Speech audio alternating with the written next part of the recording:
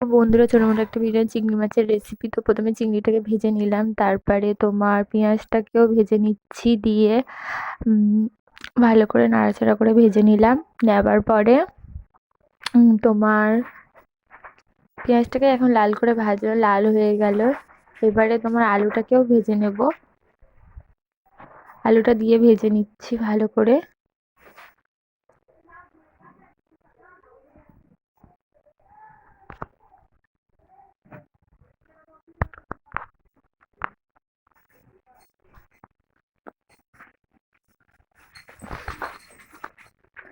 আলুটা লাল হয়ে এসছে, এবারে তোমার নুন দিয়ে দিলাম। আগেই হলুদটা দিয়ে দিয়েছিলাম, এবার নুনটা দিয়ে দিলাম।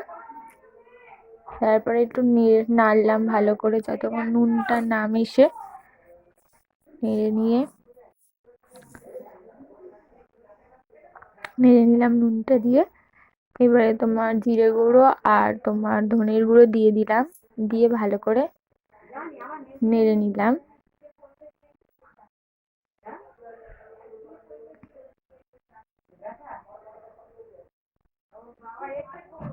দেখো, এবার গুঁড়ো লঙ্কা দিয়ে দিলাম, গুঁড়ো লঙ্কা দিয়ে ভালো করে নাড়লাম।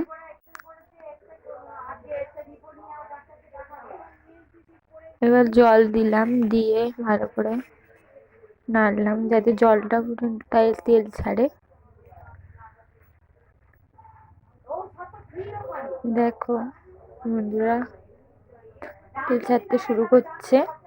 এবারে দেখো তেল ছেড়ে, এবার চিংড়ি মাছটা দিয়ে দিলাম। দেওয়ার পরে